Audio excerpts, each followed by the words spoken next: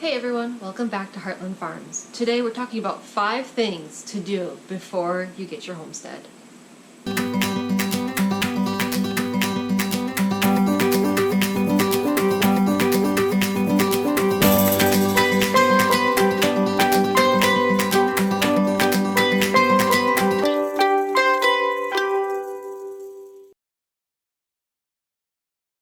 Alright, so at one point Cody and I, we were renting in town. We didn't own our own space. We didn't have a space where we could put in a garden or really do anything homesteading.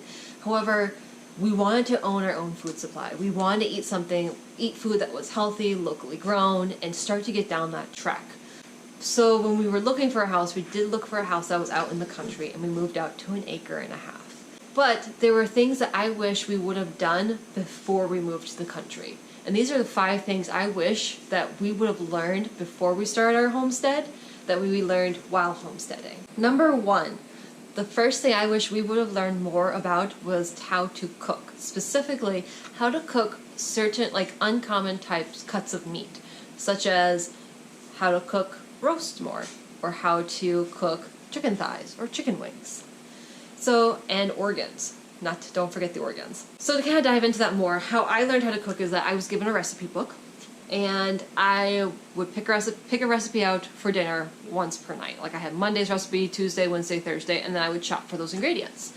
And so what I was learning as I was following these recipes were what spices typically go with what types of meat and what types of food to create certain types of flavors.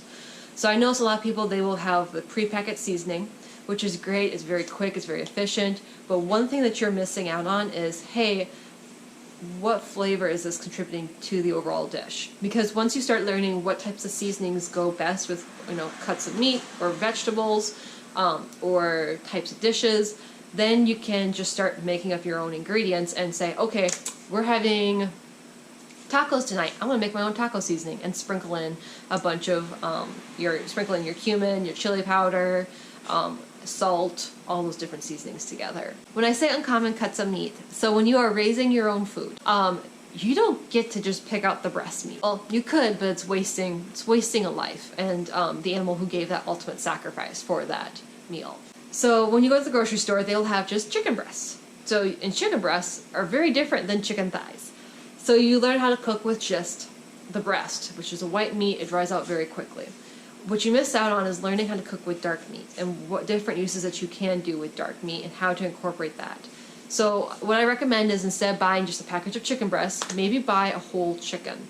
And then you learn, number 1, how do I quarter this bird up? You learn about the anatomy of the bird, so when you do raise your own chickens for meat, you know how to process that, and you also know how to process it in a way that you would consume it more. For example, Cody and I found out that our family loves chicken wings. We love chicken wings. They're amazing. What we should have done is, when we raised our chickens, is that we should, after having them sit in the ice bath for 24 hours, we should just quarter them up. We should put the breasts together in one package, the thighs together in another package, and all the wings together. And that way we can just pull up a big bag of wings and have wings for dinner. So that was something that we learned a little bit too late, but next time we do chickens, we'll incorporate into that process. Number 2, get organized. And this is something that we are still struggling with. And I'm not talking about, hey, my spouse is super organized, I'm not, they'll cover for me, because the answer is no, that doesn't work. You both need to get organized together. And that's not just, hey, I know where I put the hammer away, or I know where I put the shovel. It's also, how do we organize and strategize the priority of what needs to be done? How are we going to communicate that to one another of what needs to get done, what needs to get picked up, so we're working efficiently together? Not that you'll ever do it perfectly. And again, this is something that Cody and I are still learning how to do and still kind of working through it. So it's something I really wish that we would have started on or embarked on before we got our homestead, because right now we just have so much going on that's very much like, oh, you have these chores, okay. You handle your chores how you want to, I'll handle my chores how I want to, but when I have to cover for him or him for me, it's hard because we don't know how the other person is organized. So we spend a lot of time looking for stuff instead of just getting the actual job done. It's not very efficient. Number 3, basic medic care. And I'm not saying you should learn how to stitch yourself together, or like you should learn how to put yourself together so you don't need to go to the hospital. By all means, if you need to go to the hospital, go to the hospital. What I'm talking about is understanding what you're looking at when you're looking at injuries. So for example, in our rabbit cage, I was watching our baby bunnies. I noticed that one had like a cut around its neck. So we ended up catching it, and turns out there was some type of, we don't know what animal, but it looked like it almost had its finger poked through 2 holes in the neck. Unfortunately, by the time we discovered it, because the rabbit's still moving around very like, and it was a black-haired rabbit, or blue-haired rabbit, excuse me. So you couldn't really tell. I just so happened to catch it at the right time.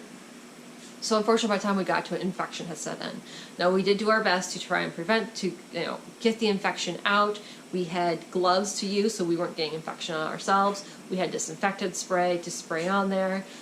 We cleaned it out the best we could, and we had wrap to wrap around there. Those were all things that by now we have stocked and stored, but the first couple injuries we had in our homestead, we didn't have those. We had the animal sit in pain a little bit longer before we could treat it because we had to stock up on those things. So I recommend building a basic medic kit, whether it's for you, because maybe you cut yourself at home, you need to quickly bandage it, and then head to the hospital. But at least you can do a quick bandage so you're not hemorrhaging blood all over the place. Number 4, and this one's pretty important, is get healthy. And I'm not talking about, hey, I can run a triathlon, or I can do an Ironman. If you can do an Ironman, comment below, because you guys are awesome. I'm not talking about you need to go out and run a 5K, or heck, you don't even have to run a mile to be healthy, but you should be able to walk one. So get healthy is hey, I'm on different medications for different things. Maybe work with your doctor so you can get off of those medications. Improve your diet so you're not eating a ton of seed oils, which hurts your metabolism. Be able to do a squat. So you can squat in the garden and weed, or if you need to be carrying something like a child, you can do a squat because you're not always going to be able to bend over forward. Be able to walk a long distance because there's going to be days that you're on your feet all the time. Whether you're putting up fencing or you're weeding your garden or planting your garden, you just need to be able to move and move freely.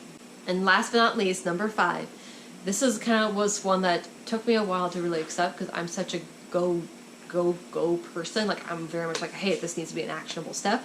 But this one is pause and reflect. And this is what I learned from a mentor is once a week, take a deep breath, pause, reflect what went well that week and what didn't go well. What did you learn this week? And this can be, you can do this now. Start this now. What did you learn this week, at your career? What did you learn this week at home? What did you learn this week from, your church? What are different lessons that stood out? What are things that you could have handled better? Whether that was an interaction or a phone call with someone. What were some things you could have done better? And I have to admit, I am such a go-go person. It's hard for me just to kind of calm and stay still and just kind of reflect on that. So it's something that I really need to incorporate into my life more. And I definitely wish I got into a habit of that sooner, because I think if I would have done that habit much sooner, I would be much further than I am now. So yep, those are 5 things that I wish we would have really harnessed or practiced more before we moved out to our homestead. We're learning them now on the back end, so I really recommend that if you are able to learn those before you move out to the country, definitely do that. Those are things you can start to prepare for owning land, owning your own homestead one day. If you currently own a homestead, you probably find that those 5 things will help you as well. If there are some more things that you recommend that people learn before moving out to the country, moving to their homestead, feel free to comment below. If you want to support us, the best way to do that is like and subscribe to our channel. Let us know if there's something you want to see, something you want to learn more about. Again, we are a small homestead, just 1.5 acres, so we are raising animals, growing our own food, and seeing what we can do on just 1.5 acres. Till next time, take care. Bye-bye.